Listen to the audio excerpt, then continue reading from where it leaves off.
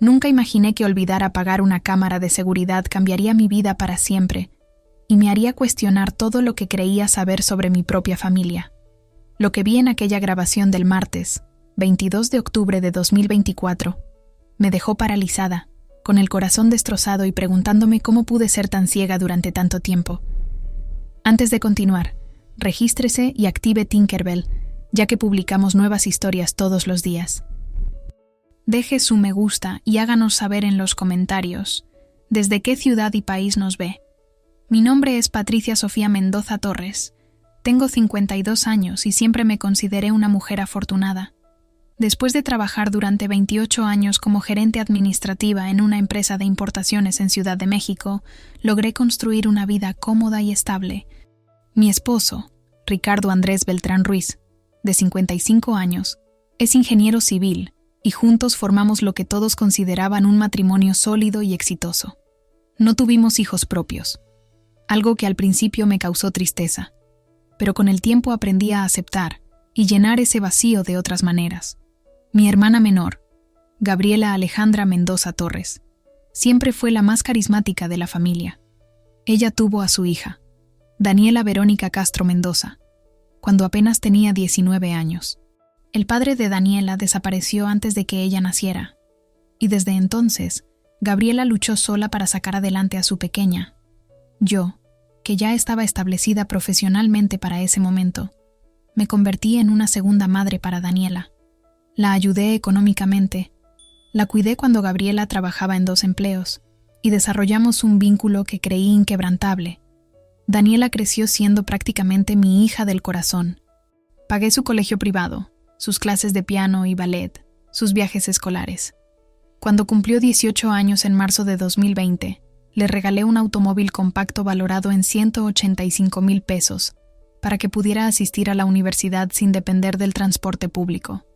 La inscribí en una prestigiosa universidad privada, donde estudió administración de empresas, invirtiendo cerca de 420,000 pesos en su educación durante 4 años. Verla graduarse en julio de 2024 fue uno de los días más felices de mi vida. Lloré de emoción cuando subió al estrado a recibir su diploma, pensando que todo el esfuerzo había valido la pena. Después de su graduación, Daniela me pidió un favor especial. Me dijo que necesitaba un lugar tranquilo para estudiar para su examen de certificación profesional y preparar entrevistas de trabajo. Su departamento que compartía con Gabriela era pequeño y ruidoso, según ella. Le ofrecí sin dudar nuestra casa de la colonia Polanco, una propiedad espaciosa de 3 plantas que habíamos comprado en 2015. Ricardo y yo teníamos una recámara de huéspedes completamente amueblada en el 2º piso que raramente usábamos. Le di una llave y le dije que viniera cuando quisiera, que considerara nuestra casa como su segundo hogar. Durante los siguientes 2 meses, Daniela venía casi todos los días.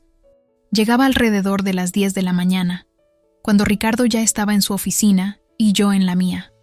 Se instalaba en su habitación o en el estudio, y según ella, pasaba horas estudiando.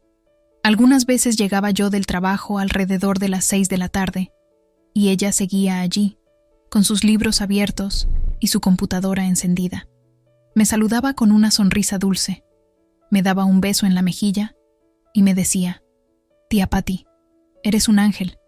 No sé qué haría sin ti. Aquí puedo concentrarme de verdad».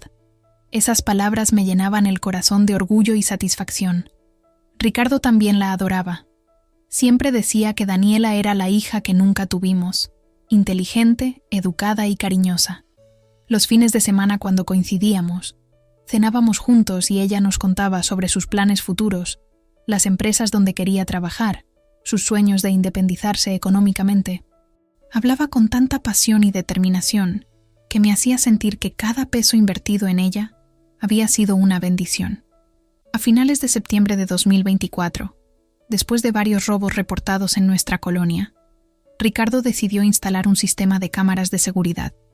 Contratamos a una empresa especializada que instaló 4 cámaras, una en la entrada principal, otra en el garaje, una tercera en el jardín trasero y la última en el pasillo del 2º piso, justo frente a las habitaciones.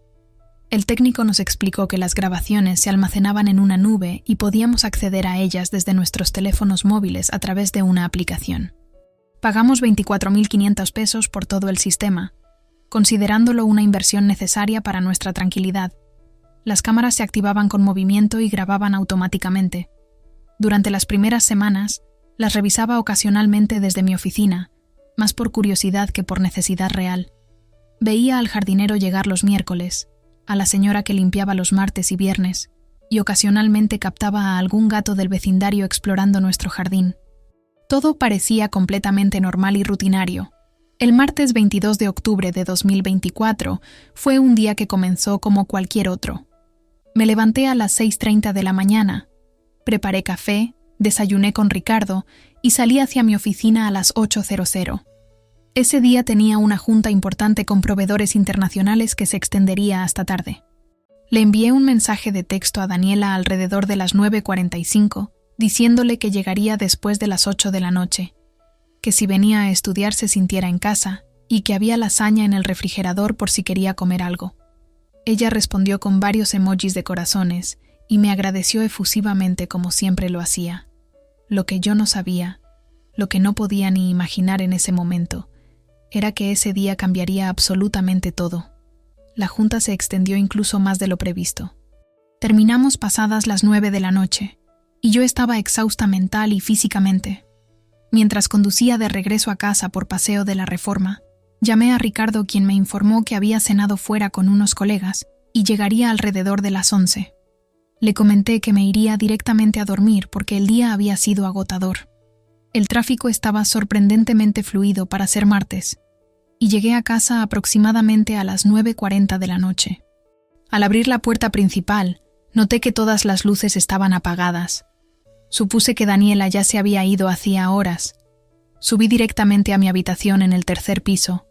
Me quité los zapatos de tacón que me estaban matando los pies y me dejé caer en la cama sin siquiera cambiarme de ropa. Tomé mi teléfono para poner la alarma de la mañana siguiente cuando vi una notificación de la aplicación de las cámaras de seguridad. Decía: movimiento detectado, pasillo segundo piso, 7:43 p.m. Me pareció extraño. Si Daniela se había ido, ¿qué había causado que la cámara se activara a esa hora? Quizás había olvidado algo y había regresado. Por simple curiosidad, abrí la aplicación para ver la grabación. La pantalla de mi teléfono se iluminó, mostrando la lista de videos del día. Había varios. Daniela llegando a las 10:23 de la mañana, la señora de la limpieza entrando y saliendo a las 2:15 de la tarde, y luego esa activación de las 7:43 p.m. Presioné el video de las 7:43, y lo que vi hizo que se me helara la sangre. En la pantalla apareció Daniela saliendo de una de las habitaciones, pero no de la habitación de huéspedes que ella usaba para estudiar. Estaba saliendo de mi habitación matrimonial, la habitación principal del tercer piso. Pero la cámara del pasillo del segundo piso no debería captar el tercer piso. Confundida, revisé mejor y me di cuenta de que efectivamente era el segundo piso, pero ella estaba saliendo de otra habitación, una que Ricardo usaba ocasionalmente como oficina en casa cuando traía trabajo. Mi sobrina llevaba puesta una de mis blusas, una blusa de seda color marfil que yo había comprado en una boutique cara el mes anterior por 3.200 pesos. Pero eso no fue lo que me impactó. Fue su expresión.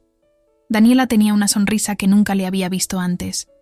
Una sonrisa satisfecha, casi triunfal.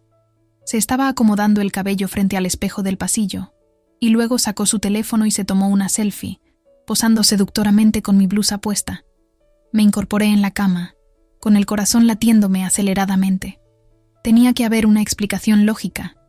Quizás había derramado algo en su ropa y necesitó cambiarse. Pero ¿por qué en la oficina de Ricardo? ¿Y por qué esa sonrisa tan extraña? Regresé al inicio de los videos del día, decidida a entender qué había pasado. El primer video mostraba a Daniela llegando a las 10:23 a.m. como siempre, con su mochila y una bolsa de papel de una cafetería. Entraba con su propia llave. Saludaba hacia las cámaras con su habitual sonrisa inocente y subía las escaleras. Hasta ahí, todo normal. Aceleré el video. Durante horas no había más actividad en el pasillo del segundo piso. Luego, a las 2:47 p.m., apareció nuevamente en cámara. Bajaba las escaleras. Se servía agua en la cocina. Esto lo deducía por los tiempos y movimientos. Y regresaba a su habitación. Normal. nada fuera de lo común. Pero entonces, a las 6:15 p.m., algo cambió. Daniela apareció en el pasillo del segundo piso, pero esta vez su lenguaje corporal era completamente diferente. Caminaba con una seguridad distinta, casi felina. Se detuvo frente al espejo del pasillo y se miró detenidamente, ajustándose la blusa que llevaba puesta en ese momento, una blusa suya rosada. Luego, y esto me heló la sangre, sacó su teléfono y pareció enviar varios mensajes, sonriendo de una manera que me resultó perturbadora. Antes de continuar, si te gustó esta historia, danos un me gusta, suscríbete al canal y comparte en los comentarios tus propias experiencias. Queremos saber qué opinas y desde dónde nos ves. A las 6:47 p.m., la cámara captó algo que me dejó sin aliento. Ricardo apareció en el pasillo del segundo piso, mi esposo, pero se suponía que él estaba en su oficina. Había quedado de trabajar hasta tarde ese día. ¿Qué hacía en casa a esa hora? Lo vi caminar directamente hacia la habitación que usaba como oficina. Daniela, que aparentemente lo había escuchado llegar, salió de la habitación de huéspedes y caminó hacia él. No podía escuchar el audio claramente, pero vi cómo intercambiaban palabras. Ella sonreía, él parecía tenso. Luego ambos entraron a la oficina y cerraron la puerta. Mi mente se negaba a procesar lo que estaba viendo. Tenía que haber una explicación. Quizás Ricardo había regresado por algún documento. Quizás Daniela necesitaba consultarle algo sobre trabajo. Ella siempre le pedía consejos profesionales. Me aferré a esas explicaciones mientras seguía viendo, aunque una parte de mí ya sabía la verdad. Pasaron exactamente 47 minutos. Lo sé porque no dejé de mirar el cronómetro del video ni un solo segundo. 47 minutos eternos en los que la puerta de esa oficina permaneció cerrada. A las 7:34 p.m., Ricardo salió primero. Su ropa estaba desarreglada, su camisa fuera del pantalón. Miraba hacia ambos lados del pasillo con evidente nerviosismo, como asegurándose de que nadie estuviera presente. Luego desapareció de la vista de la cámara. Escuché la puerta principal cerrarse. 9 minutos después, a las 7:43 p.m., salió Daniela. Ya no llevaba su blusa rosada. Ahora vestía mi blusa de seda marfil. Su cabello estaba suelto y desordenado. Y esa sonrisa.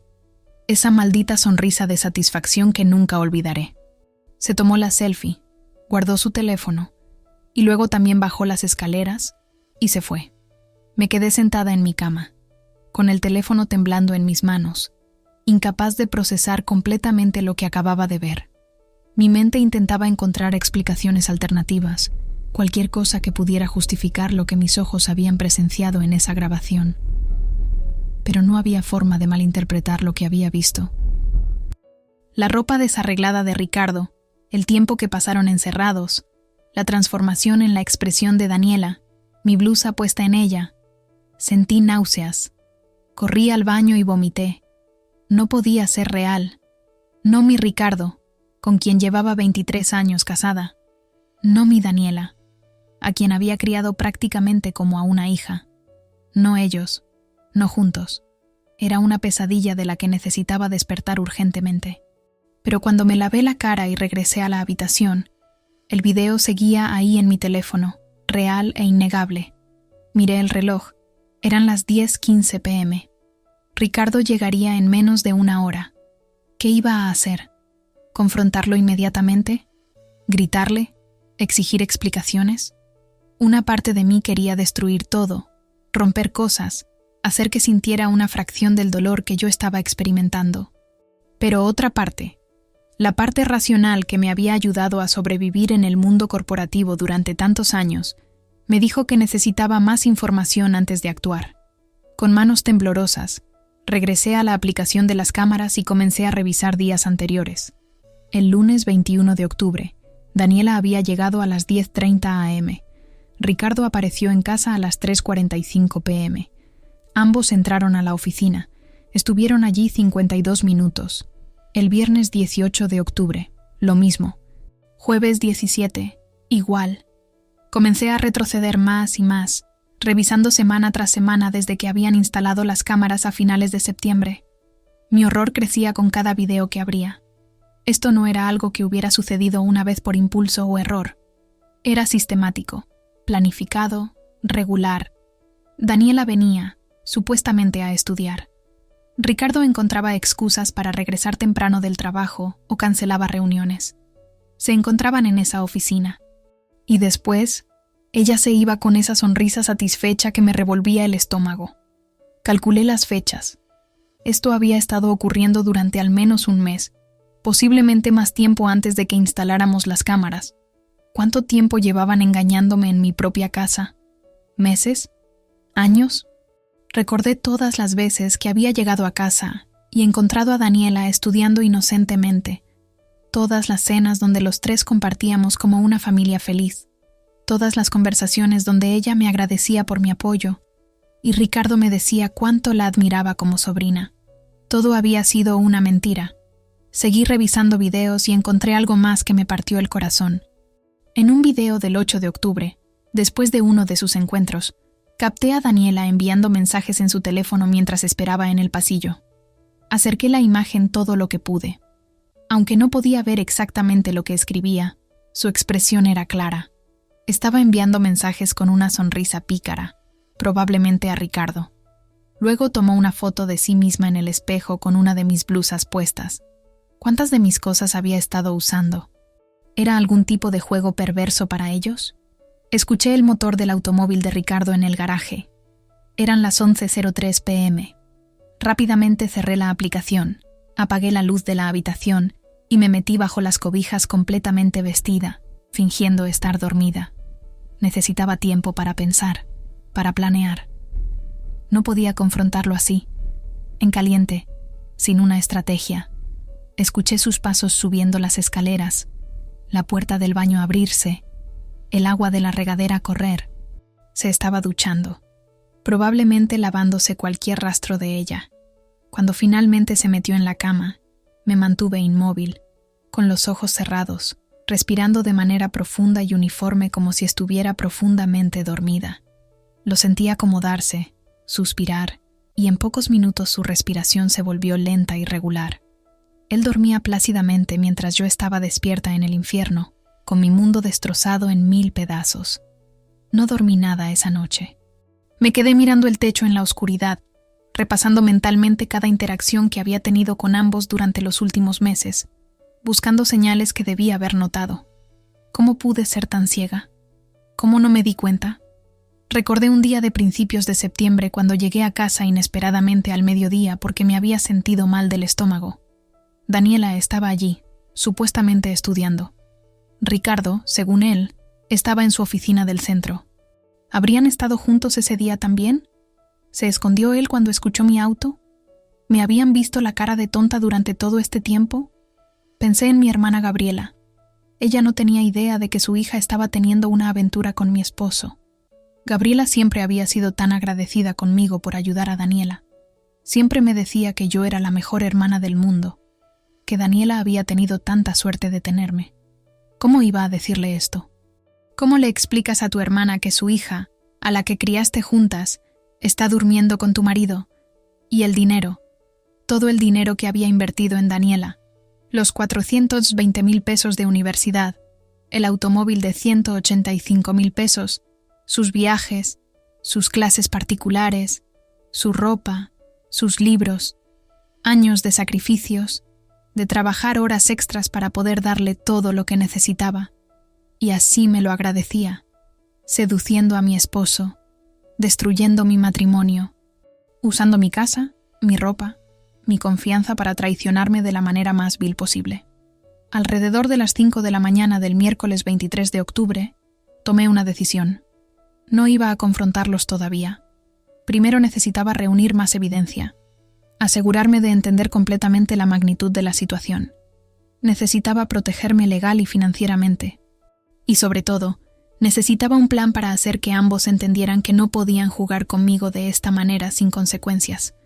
Me levanté silenciosamente, me duché y me preparé para ir al trabajo como si fuera un día normal. Ricardo despertó alrededor de las 6:30.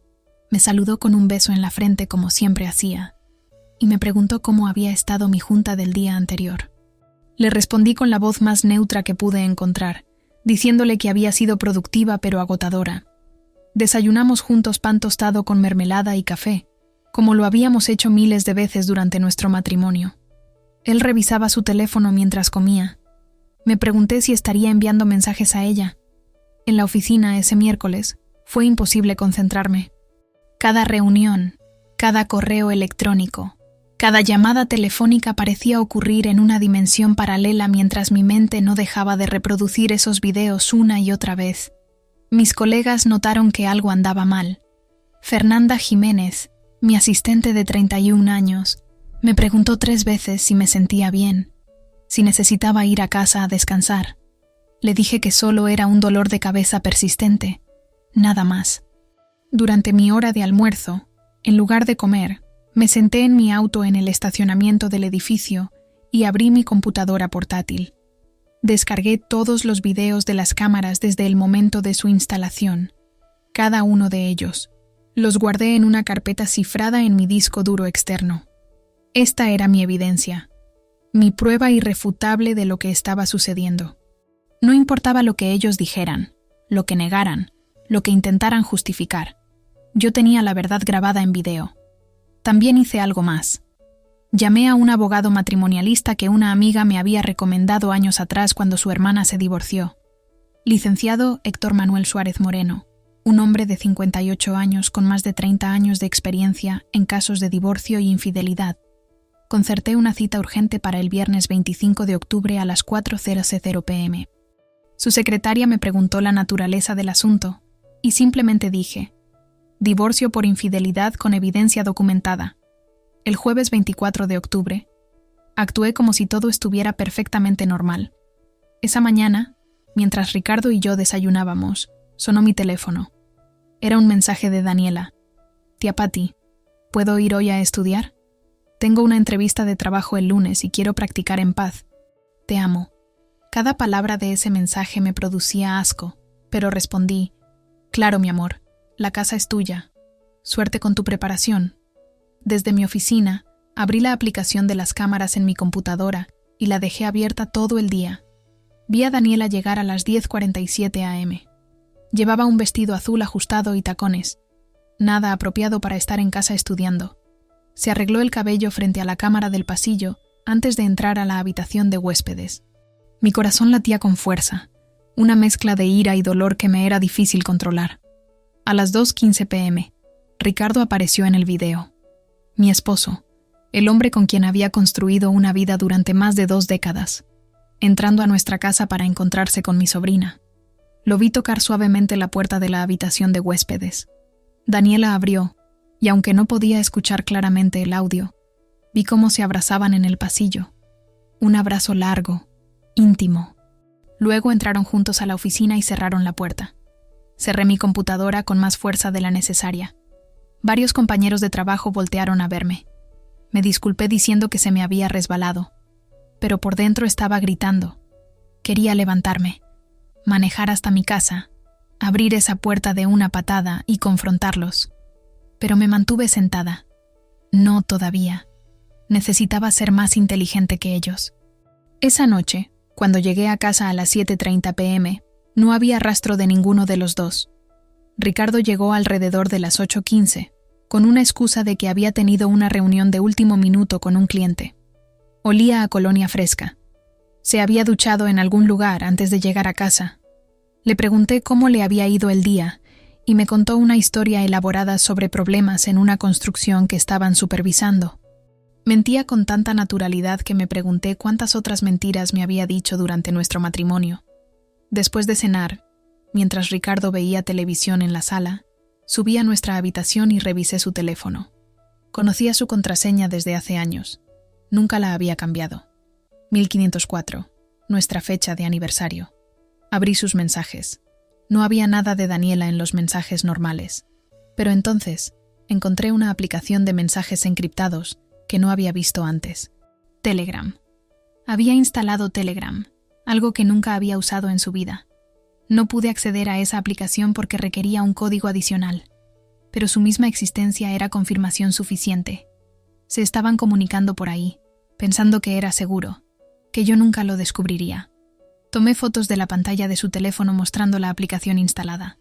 Más evidencia para mi abogado. El viernes 25 de octubre llegó finalmente.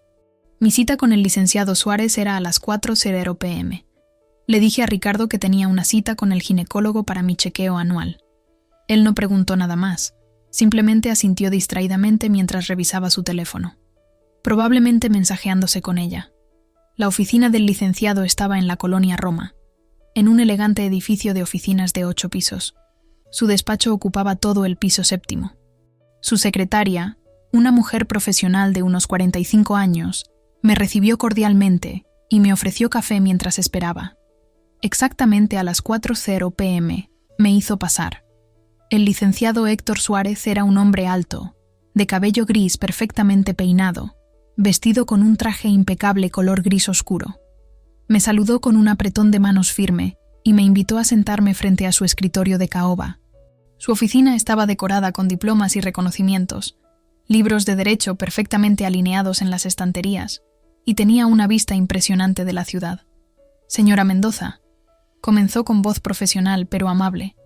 «Mi secretaria me comentó que tiene un caso de divorcio por infidelidad con evidencia. ¿Me puede contar qué está sucediendo?». Durante los siguientes 45 minutos, le conté toda la historia. Desde cómo había criado a Daniela, todo el dinero que había invertido en ella, cómo le había abierto las puertas de mi casa, hasta el descubrimiento de las grabaciones. Le mostré los videos en mi computadora portátil. Vi cómo su expresión profesional se tornaba en una de genuina sorpresa y desaprobación. «Esto es uno de los casos más claros que he visto», dijo finalmente. «Tenemos evidencia audiovisual irrefutable, múltiples encuentros documentados en su propiedad. Esto no solo constituye causa de divorcio, sino que también nos da una posición muy fuerte para la división de bienes». Me explicó que en México, aunque vivíamos en régimen de sociedad conyugal, la infidelidad comprobada me daba derecho a una división más favorable de los bienes. Además, podía reclamar compensación por daño moral. Discutimos estrategias, tiempos, procedimientos. Me dijo que necesitábamos preparar todo meticulosamente antes de iniciar el proceso legal. «Vamos, señora Mendoza», me dijo mirándome directo a los ojos. «Entiendo que esto es devastador emocionalmente, pero necesito que sea fuerte. No puede confrontarlos todavía. Necesitamos preparar toda la documentación, hacer un inventario completo de sus bienes y asegurarnos de que él no pueda mover activos antes de iniciar el proceso. ¿Puede mantener la compostura un poco más?». Asentí, aunque por dentro me estaba desmoronando.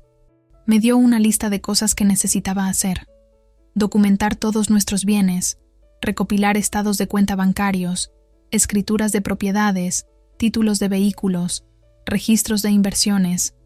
Me dijo que tardaríamos aproximadamente 2 semanas en tener todo listo para proceder. Esa tarde salí de su oficina con un plan claro, pero con el corazón más pesado que nunca. 2 semanas más fingiendo que todo estaba bien. 2 semanas más durmiendo al lado de un hombre que me había traicionado de la manera más horrible. 2 semanas más sonriéndole a una sobrina que había apuñalado por la espalda a la persona que más la había ayudado en la vida. Los siguientes días fueron los más difíciles de mi vida. Cada mañana me despertaba con la esperanza de que todo hubiera sido una pesadilla, solo para recordar segundos después que era completamente real. Tenía que actuar como si nada pasara mientras por dentro me estaba desintegrando emocionalmente. Me convertí en una actriz consumada, sonriendo cuando quería gritar, abrazando cuando quería golpear, diciendo «te amo» cuando quería decir «te odio». El sábado 26 de octubre, Gabriela me llamó por teléfono. Su voz alegre me atravesó como un cuchillo. «Patricia, ¿cómo estás, hermana? No hemos hablado en días. Daniela me cuenta que le estás ayudando mucho con su preparación para las entrevistas de trabajo. Eres un ángel, en serio. No sé qué haríamos sin ti». Cada palabra era una tortura. Quise decirle ahí mismo: «Tu hija está durmiendo con mi esposo en mi propia casa». Pero no pude. «Todavía no». «Todo bien, Gaby», respondí con voz que esperaba sonara normal. «Daniela es una chica maravillosa. Es un placer ayudarla. ¿Cómo has estado tú?». Seguimos conversando sobre cosas triviales, sobre su trabajo en la tienda de ropa donde era gerente, sobre los planes para las fiestas navideñas que se aproximaban. Todo tan normal, tan ordinario, mientras mi mundo se caía a pedazos. El lunes 28 de octubre seguí las instrucciones del licenciado Suárez meticulosamente. Mientras Ricardo estaba en el trabajo, fui al banco donde teníamos nuestra cuenta conjunta principal. Solicité los estados de cuenta de los últimos 3 años. La ejecutiva bancaria, Lorena Patricia Guzmán Salazar, una mujer eficiente de 39 años, me entregó toda la documentación sin hacer preguntas. Revisé cada transacción, cada depósito, cada retiro. Descubrí algo que me hizo el estómago. En los últimos 4 meses, Ricardo había retirado en efectivo un total de 87.500 pesos en montos pequeños que no llamaban la atención. 5.000 aquí, 8.000 allá, 3.500 acá. ¿Para qué necesitaba todo ese efectivo? No teníamos gastos que justificaran esos retiros. Y entonces entendí. Probablemente estaba gastando ese dinero en ella. Regalos, salidas, hoteles, quién sabe qué más. También fui a las oficinas donde se guardaban nuestros documentos legales. Solicité copias de todas las escrituras de propiedades. Teníamos la casa de Polanco valuada en 8.500.000 pesos, un departamento de inversión en la colonia Condesa, que rentábamos por 18.000 pesos mensuales y que valía aproximadamente 3.200.000 pesos, y un terreno en Cuernavaca, que habíamos comprado en 2018 por 1.750.000 pesos y que ahora valía probablemente el doble. Revisé también nuestras inversiones. Teníamos 2.100.000 pesos en CETES, 850.000 en fondos de inversión y otros 1.400.000 en una cuenta de ahorro para el retiro. En total, estábamos hablando de un patrimonio conjunto de más de 17 millones de pesos acumulados durante 23 años de matrimonio. Y él estaba dispuesto a arriesgar todo eso por mi sobrina de 24 años. Durante esos días, seguí monitoreando las cámaras de seguridad religiosamente. El martes 29 de octubre, se repitió el patrón. Daniela llegó a las 11:05 a.m. Ricardo apareció a las 2:50 p.m. Entraron a la oficina. Permanecieron allí 56 minutos. Salieron por separado. Cada video era una puñalada en el corazón, pero los guardaba todos meticulosamente. Evidencia, prueba irrefutable. El miércoles 30 de octubre, algo diferente sucedió. Recibí un mensaje de Daniela a las 3:47 p.m. Tía, gracias por todo lo que haces por mí. Eres la mejor persona del mundo. Te quiero muchísimo. Leí ese mensaje mientras simultáneamente veía en la cámara cómo ella salía de la oficina con el cabello revuelto y la ropa desarreglada. La hipocresía era tan descarada que casi me hizo reír de forma histérica. ¿Cómo podía enviarme ese mensaje minutos después de haber estado con mi esposo?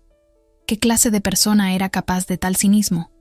Esa noche, durante la cena, Daniela fue tema de conversación. Ricardo mencionó casualmente: ¿sabes?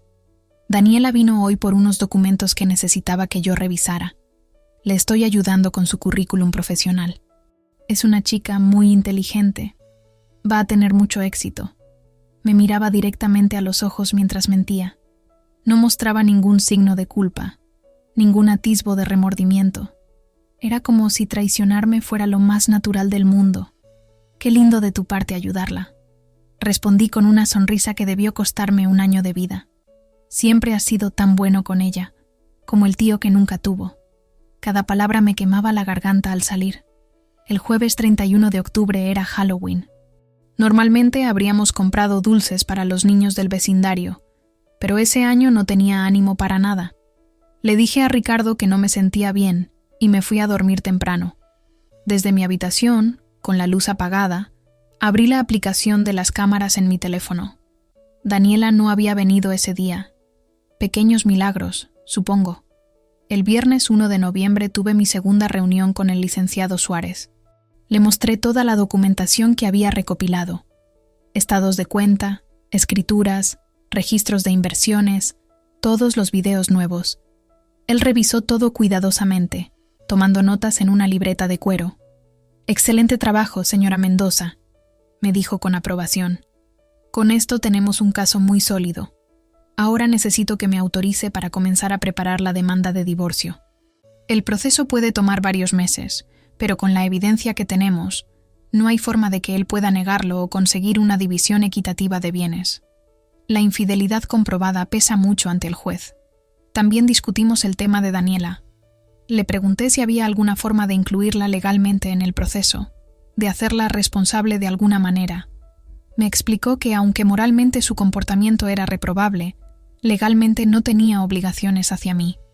Sin embargo, podía demandar a Ricardo por daño moral, y en esa demanda podía mencionar la participación de ella, lo cual quedaría registrado públicamente en los documentos del juicio. Hay algo más que puede considerar, agregó el licenciado. Todo el dinero que usted invirtió en la educación de su sobrina, los regalos, el automóvil, técnicamente, esas fueron donaciones que se hicieron bajo el supuesto de una relación familiar saludable. Cuando esa relación es traicionada de esta manera, existe jurisprudencia que permite reclamar la devolución de esas donaciones por causa de ingratitud. No es algo que se gane siempre, pero podríamos intentarlo. La idea me pareció apropiada, no porque necesitara el dinero, sino porque quería que ella entendiera que sus acciones tenían consecuencias, que no podía traicionar a alguien que lo había dado todo por ella, y simplemente seguir con su vida como si nada. Hagámoslo, dije con determinación. Quiero que ambos paguen por lo que me hicieron. El licenciado asintió. Me dijo que la demanda estaría lista para presentarse el martes 12 de noviembre. Menos de 2 semanas. Solo tenía que mantener la farsa un poco más. El fin de semana del 2 y 3 de noviembre fue particularmente tortuoso. Ricardo sugirió que hiciéramos algo especial, que hacía tiempo no teníamos una cita romántica solo nosotros dos. Me llevó a cenar el sábado al restaurante Pujol, uno de los más exclusivos de la ciudad, donde pagó 4,800 pesos por una cena que no pude disfrutar. Me regaló flores, me tomó la mano sobre la mesa, me dijo que me amaba, y yo sabía que todo era mentira. ¿Acaso sentía culpa y estaba intentando compensar? ¿O simplemente era tan buen actor que podía compartimentalizar su doble vida sin ningún problema? Lo miraba mientras me hablaba sobre planes futuros, sobre un viaje que podríamos hacer a Europa el próximo año, sobre renovar la casa, y pensaba, en 9 días tu mundo va a explotar, y ni siquiera lo sabes. El domingo, Gabriela organizó una comida familiar en su casa. Estaban ella, su actual pareja Fernando López de 47 años, Daniela, Ricardo y yo. Fue absolutamente surrealista. Daniela me abrazó efusivamente cuando llegué. Me ayudó a preparar la ensalada. Se sentó a mi lado durante la comida. Ricardo charlaba animadamente con Fernando sobre fútbol y política. Todos sonreían, reían, compartían. Y solo yo sabía la verdad. En un momento, cuando estábamos en la cocina solas, Gabriela me abrazó con lágrimas en los ojos. Patricia, no sabes lo que significa para mí todo lo que has hecho por Daniela. Gracias a ti, mi hija tiene un futuro brillante. Es la hermana más afortunada del mundo de tenerte. Tuve que morderme la lengua hasta casi hacerla sangrar para no soltarlo todo ahí mismo. Daniela, por su parte, actuaba con una naturalidad escalofriante. Me preguntó sobre mi trabajo, sobre mis planes para las fiestas, sobre si Ricardo y yo íbamos a viajar pronto. Hablaba con tanta sinceridad aparente que casi podía convencerme de que había imaginado todo. Pero entonces nuestros ojos se encontraban, y juro que por un microsegundo vi algo en su mirada. ¿Culpa? ¿Miedo? ¿Satisfacción perversa? No lo sabía, pero había algo. El lunes 4 de noviembre, decidí hacer algo que probablemente no era inteligente pero necesitaba hacer. Llamé a Daniela y le pedí que viniera a tomar café conmigo ese martes a las 5:00 p.m., solo nosotras dos, en una cafetería cerca de mi oficina. Quería mirarla a los ojos, hablar con ella cara a cara antes de que todo explotara. Quería ver si mostraba algún signo de remordimiento, alguna señal de humanidad. Claro, tía, me encantaría, respondió con entusiasmo. Hace mucho que no tenemos un momento solo para nosotras. Te veo mañana entonces. Te quiero. El martes 5 de noviembre llegué a la cafetería Blend Station, en la colonia Juárez, 10 minutos antes de la hora acordada. Pedí un americano doble. Necesitaba la cafeína para mantenerme alerta. Daniela llegó exactamente a las 5:00 p.m., vestida con jeans y una blusa blanca casual, su cabello recogido en una cola de caballo. Se veía tan joven, tan inocente. Era difícil reconciliar esa imagen con la mujer que había visto en los videos. Nos sentamos en una mesa del fondo, con relativa privacidad. Ella pidió un capuchino con leche de almendras. Conversamos de trivialidades por unos minutos. El clima, el tráfico, una serie de Netflix que ambas estábamos viendo. Y entonces decidí ir más al fondo. Daniela, quiero preguntarte algo. Comencé cuidadosamente. ¿Cómo van tus preparaciones para las entrevistas? Sé que has estado yendo mucho a la casa a estudiar. Muy bien, tía, respondió sin vacilar. De hecho, tengo 2 entrevistas esta semana. Una con una firma de consultoría y otra con una empresa de tecnología. Estoy muy nerviosa pero emocionada. Todo gracias a ti por darme ese espacio tranquilo para prepararme. Mentía tan naturalmente.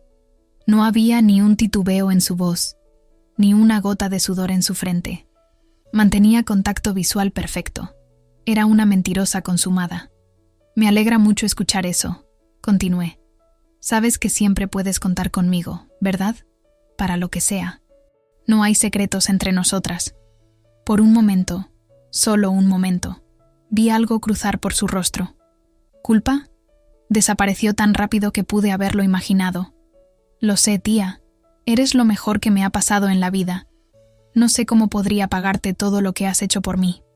Oh, no te preocupes por eso, dije con una sonrisa que no llegaba a mis ojos. Estoy segura de que encontrarás la manera. Seguimos conversando por casi 1 hora.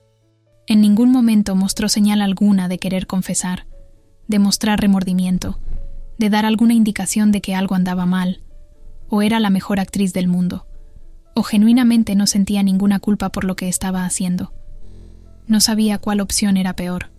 Cuando nos despedimos, me abrazó fuerte. Te quiero mucho, tía Patty. Gracias por ser siempre tan buena conmigo. Sus palabras sonaban sinceras. Su abrazo se sentía real. Pero yo sabía la verdad. Esa noche, en casa, Ricardo estaba particularmente cariñoso. Me preguntó cómo había estado mi día. Me preparó un té de manzanilla sin que yo lo pidiera. Me dio un masaje en los hombros mientras veíamos televisión. Te ves tensa últimamente, me dijo. ¿Todo bien en el trabajo? Le aseguré que solo era la época del año, que siempre noviembre era estresante por los cierres de trimestre. Más mentiras apilándose sobre mentiras. Los siguientes días pasaron en una niebla surrealista. El miércoles 6, el jueves 7, el viernes 8.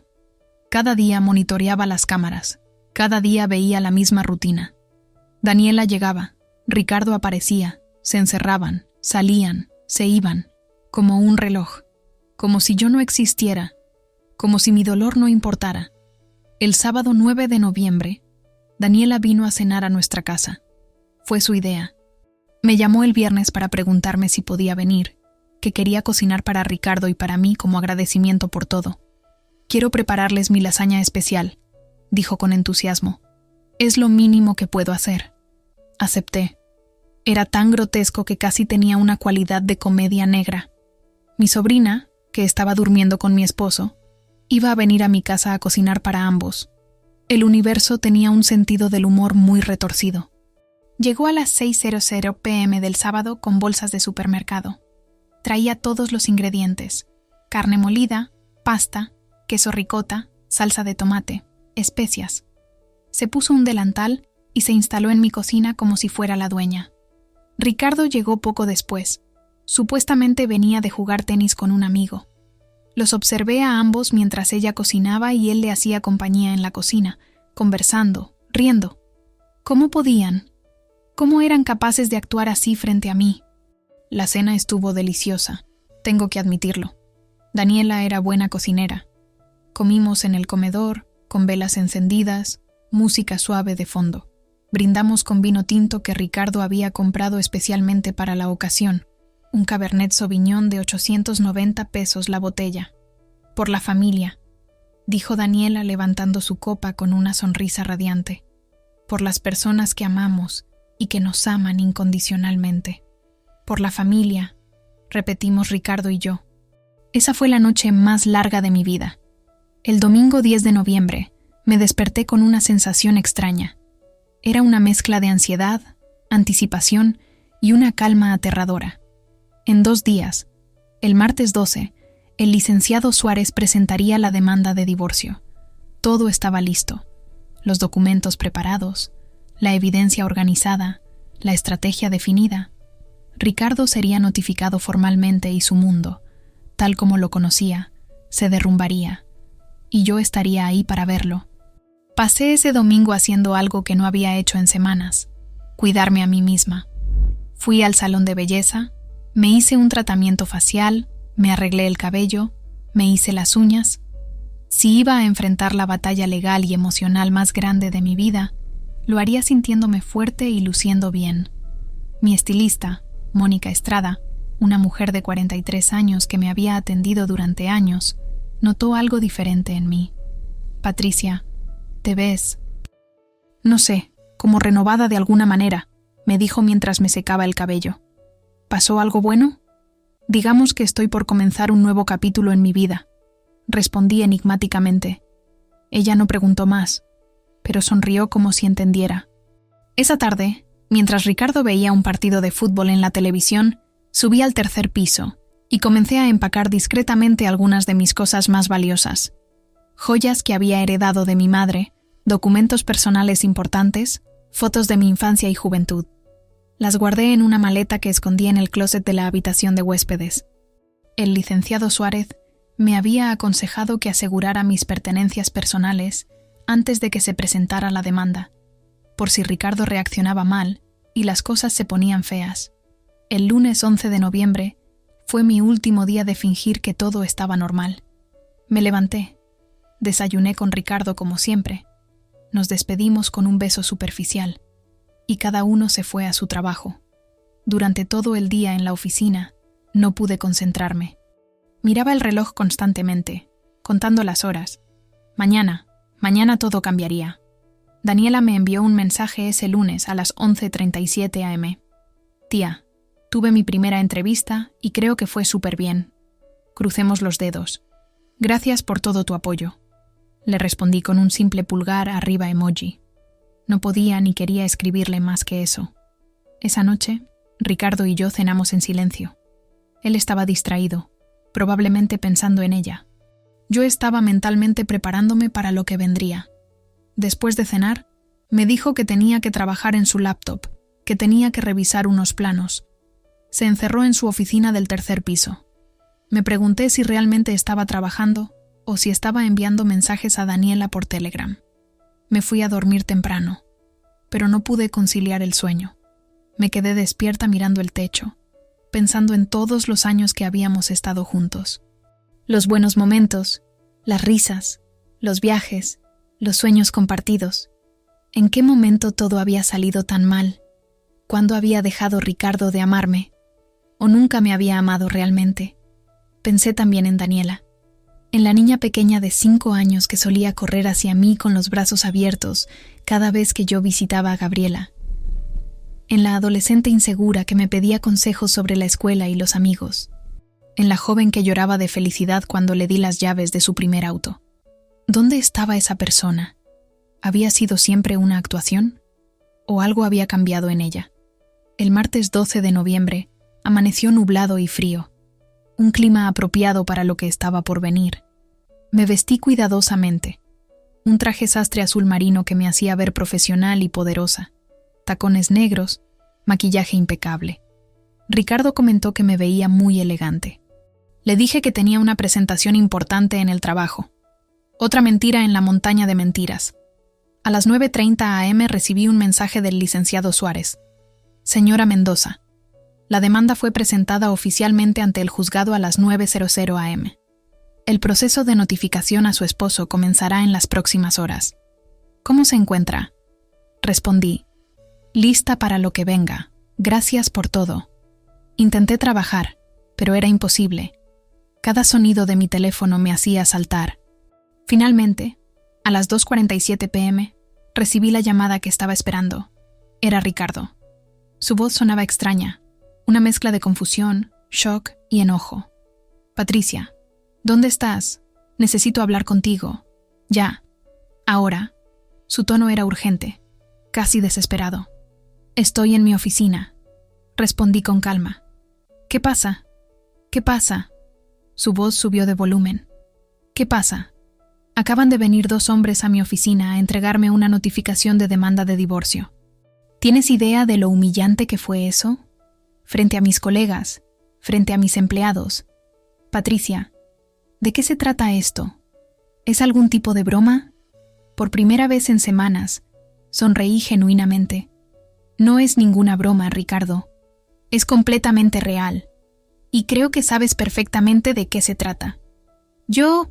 No, Patricia, no entiendo. ¿Por qué harías esto? ¿Qué está pasando? Necesitamos hablar, resolver esto. No hay nada que resolver, dije con una frialdad que me sorprendió a mí misma. Mi abogado se pondrá en contacto con el tuyo, o contrata uno si no lo tienes. Te sugiero que lo hagas pronto. Patricia, por favor, escúchame. Colgué. Apagué mi teléfono celular. No quería escuchar más. Él podía leer la demanda, donde estaba todo explicado con lujo de detalle. La infidelidad, la evidencia de los videos, las fechas específicas, todo. Ya no había nada que discutir. A las 4:15 p.m., mi teléfono de la oficina sonó. Era la recepcionista. Señora Mendoza, hay un señor Ricardo Beltrán aquí diciendo que es su esposo y que necesita hablar con usted urgentemente. Parece bastante alterado. Por supuesto que había venido. No podía simplemente aceptarlo. Tenía que intentar controlar la situación, dar explicaciones, manipular. Dígale que no estoy disponible y que no lo estaré. Que se comunique a través de su abogado como indica la demanda. La recepcionista titubeó, claramente incómoda con la situación, pero finalmente aceptó transmitir el mensaje. 5 minutos después, mi teléfono personal, que había vuelto a encender, empezó a explotar con mensajes. De Ricardo. Patricia, por favor, contesta. Necesitamos hablar.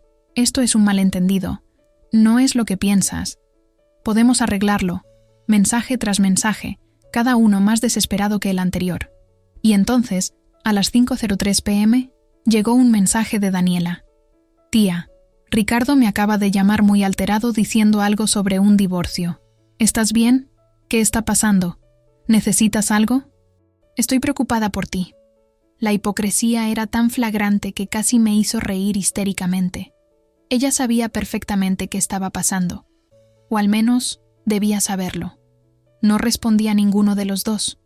En cambio, envié un único mensaje, un mensaje grupal que incluía a Ricardo, a Daniela y también a mi hermana Gabriela. Era hora de que la verdad saliera a la luz completamente. El mensaje decía: durante el último mes, he estado consciente de que Ricardo y Daniela han estado manteniendo un affair en nuestra casa. Tengo evidencia en video de múltiples encuentros. He presentado demanda de divorcio contra Ricardo. A partir de este momento, ni Ricardo ni Daniela deben intentar contactarme directamente. Toda comunicación debe hacerse a través de abogados. Gabriela, necesito hablar contigo cuando estés lista. Lo siento mucho. Presioné enviar y apagué mi teléfono. Las siguientes horas fueron un caos absoluto. Aunque había apagado mi teléfono personal, las llamadas y mensajes llegaban a mi teléfono de oficina. Ricardo intentó llamar 17 veces, Daniela 8 veces, Gabriela 12 veces. No contesté ninguna. Finalmente, alrededor de las 7:00 p.m., le pedí a la operadora que bloqueara todas las llamadas entrantes, excepto las de contactos de trabajo. Esa noche no regresé a casa. No podía, no todavía. Me registré en un hotel Marriott en Reforma, una habitación ejecutiva en el piso 12 que me costó 2.800 pesos por noche. Me di un baño largo, pedí servicio a la habitación y finalmente, alrededor de las 10:00 p.m., encendí mi teléfono. Tenía 47 llamadas perdidas y 93 mensajes.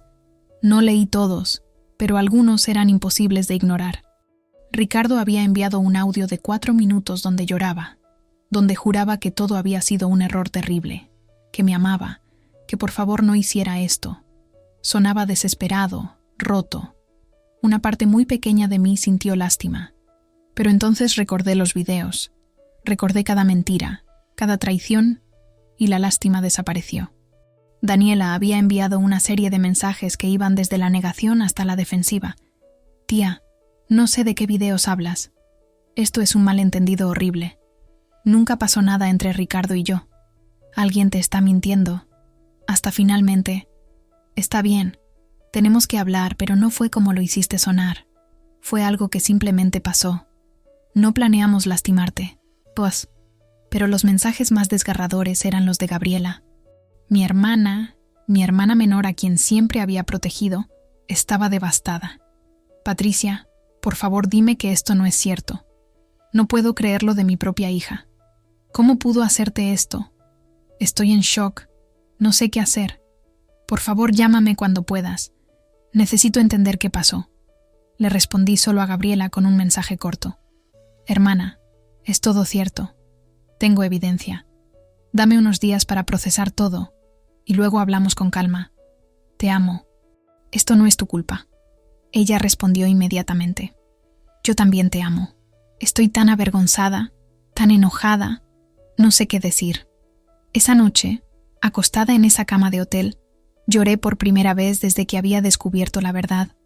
Lloré por mi matrimonio perdido, por la confianza destrozada, por la sobrina que había amado como a una hija y que me había traicionado de la peor manera posible. Lloré hasta quedarme dormida de puro agotamiento.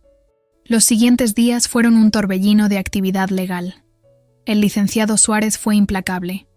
Presentó no solo la demanda de divorcio, sino también la demanda por daño moral contra Ricardo y una acción legal separada contra Daniela por ingratitud notoria, solicitando la devolución de todas las donaciones que le había hecho, el costo de su educación universitaria, el automóvil, todo. Ricardo contrató a uno de los abogados matrimonialistas más caros de la ciudad, el licenciado Jorge Arturo Pimentel Sosa, cuyas tarifas empezaban en 25,000 pesos por consulta. Pero no importaba cuánto gastara. La evidencia era incontestable. Los videos no mentían. El miércoles 13 de noviembre, mi abogado recibió una propuesta de acuerdo extrajudicial de parte del abogado de Ricardo. Ofrecían darme el 65% de todos los bienes comunes si yo aceptaba no presentar la demanda por daño moral y no hacer pública la evidencia de la infidelidad. El licenciado Suárez me llamó para discutirlo. Es una oferta generosa, señora Mendoza, me explicó. Considerando que normalmente en estos casos se divide 50-50, el 65% es significativamente mejor. Sin embargo, entiendo que esto no se trata solo de dinero para usted. Tenía razón, no se trataba del dinero. Se trataba de la justicia, de la verdad, de que ellos supieran que no podían destruir mi vida sin consecuencias. Recháchela, dije firmemente. Seguiremos con el proceso completo. Quiero que todo salga a la luz en el juzgado. El jueves 14 de noviembre, Gabriela finalmente vino a verme al hotel. Habíamos acordado encontrarnos en el lobby a las 6:00 p.m. Cuando la vi llegar, me impactó su apariencia. Mi hermana, normalmente tan arreglada y cuidadosa con su imagen, se veía destrozada. Ojos hinchados de llorar, sin maquillaje, el cabello descuidado. Nos abrazamos en el lobby del hotel y ambas lloramos. Subimos a mi habitación y le mostré los videos. Cada uno de ellos. Necesitaba que viera con sus propios ojos lo que su hija había hecho. Vi cómo su rostro pasaba del shock a la incredulidad, de la incredulidad a la ira, de la ira al dolor absoluto. Cuando terminamos de ver el último video, ella estaba temblando. No la reconozco, dijo Gabriela con voz quebrada. Esa persona en los videos no es la hija que crié. ¿Cómo pudo hacerte esto? Después de todo lo que hiciste por ella, por nosotras. Patricia, no tengo palabras. Estoy tan avergonzada, tan enojada, tan decepcionada. Me contó que había confrontado a Daniela el mismo martes después de mi mensaje grupal. Daniela había admitido todo, pero había intentado justificarlo. Según ella, se había enamorado de Ricardo, que simplemente pasó, que no habían planeado lastimar a nadie. Todas las excusas típicas que la gente usa cuando quiere evadir responsabilidad por sus acciones. Le dije que saliera de mi casa. Gabriela continuó. No puedo ni verla ahora mismo. Está quedándose con una amiga. Patricia, si hubiera alguna manera de devolverte todo lo que te ha causado, lo haría. Eres mi hermana, mi mejor amiga, y mi hija. Mi hija te ha destrozado. No es tu culpa, Gaby, le dije tomando sus manos. Tú no hiciste nada malo. Daniela es adulta. Tomó sus propias decisiones. ¿Qué vas a hacer?, me preguntó. Con la demanda legal contra ella, con todo, voy a seguir adelante, respondí con determinación. O necesito que entiendan ambos que las acciones tienen consecuencias. No pueden destruir mi vida y simplemente seguir adelante como si nada. Gabriela asintió, con lágrimas corriendo por sus mejillas. Tienes todo mi apoyo. Haré lo que necesites. Si necesitas que testifique, que proporcione información, lo que sea. Daniela tiene que entender la magnitud de lo que hizo. El viernes 15 de noviembre recibí otra llamada del licenciado Suárez. Señora Mendoza, acaba de llegar otra propuesta. Ahora ofrecen el 70% de los bienes, más una compensación por daño moral de 500.000 pesos, si usted acepta mantener la evidencia de los videos fuera del registro público del juicio. Esencialmente, quieren que el divorcio proceda, pero sin que los detalles específicos de la infidelidad sean públicamente accesibles. 500.000 pesos más, el 70% de un patrimonio de 17 millones, significaba que recibiría aproximadamente 12.400.000 pesos. Era mucho dinero, pero había algo que el dinero no podía comprar: mi dignidad, mi verdad, mi necesidad de que se hiciera justicia. Sin embargo, también tenía que ser práctica. Un juicio largo y público sería emocionalmente agotador. Mantendría la herida abierta durante meses, quizás años. Y al final, ¿qué ganaría realmente excepto más dolor? Dame el fin de semana para pensarlo, le dije al licenciado. El lunes te doy una respuesta definitiva. El fin de semana del 16 y 17 de noviembre pasé mucho tiempo sola, reflexionando sobre todo lo que había sucedido y sobre lo que realmente quería. Me di cuenta de que parte de mi ira, aunque completamente justificada, me estaba consumiendo. Cada minuto que pasaba pensando en ellos, en lo que me habían hecho, era un minuto que les regalaba de mi vida, y ya les había dado suficiente.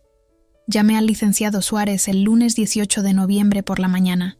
Acepto la propuesta, le dije, pero con una condición adicional. Quiero que tanto Ricardo como Daniela firmen una carta donde admiten completamente su responsabilidad en lo sucedido. No necesita ser pública, pero yo necesito tenerla. Necesito que reconozcan, por escrito, lo que hicieron.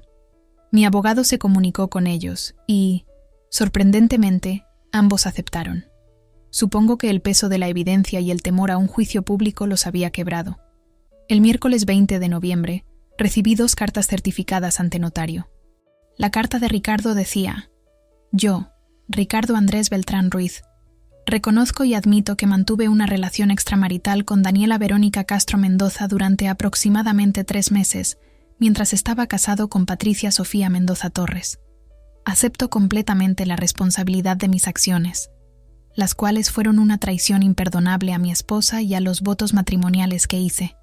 No existe justificación para mi comportamiento. Acepto todas las consecuencias legales y personales que deriven de mis acciones. La carta de Daniela era similar. Yo, Daniela Verónica Castro Mendoza, reconozco y admito que mantuve una relación inapropiada con Ricardo Andrés Beltrán Ruiz, el esposo de mi tía Patricia Sofía Mendoza Torres. Entiendo que mi comportamiento fue una traición terrible hacia la persona que más me ha ayudado en mi vida. Acepto que mi conducta ha sido inmoral y causa de dolor inmenso. Acepto las consecuencias legales de mis acciones, incluyendo la devolución de las donaciones recibidas. Leer esas cartas me dio una sensación de cierre que no esperaba. No arreglaban nada, no devolvían el tiempo, no curaban el dolor, pero eran un reconocimiento, una admisión de culpa, y eso significaba algo. El proceso de divorcio siguió su curso legal. El 15 de diciembre de 2024, el juez dictó sentencia. Ricardo y yo estábamos oficialmente divorciados. Recibí el 70% de todos los bienes comunes. La casa de Polanco, valuada en 8.500.000 pesos, quedó completamente para mí. Me dieron el 80% del valor del departamento en renta y del terreno en Cuernavaca, y la mayor parte de las inversiones. En total, recibí aproximadamente 12.400.000 pesos en activos, más los 500.000 de compensación por daño moral. Daniela, por su parte, tuvo que devolver el automóvil que le había regalado. El juez determinó que aunque la educación no podía devolverse, en sentido literal, ella debía pagarme 150,000 pesos en pagos mensuales durante los próximos 5 años como compensación simbólica. No necesitaba el dinero, pero el principio era importante. En enero de 2025 comencé a reconstruir mi vida. Vendí la casa de Polanco. No podía seguir viviendo allí, no después de todo lo que había pasado entre esas paredes. Compré un departamento más pequeño pero hermoso en la colonia Roma Norte, con grandes ventanales y mucha luz natural. Era un nuevo comienzo. También tomé decisiones importantes sobre mi carrera. Con el dinero del divorcio, tenía libertad financiera. Decidí renunciar a mi trabajo corporativo después de 28 años y abrir mi propia consultoría.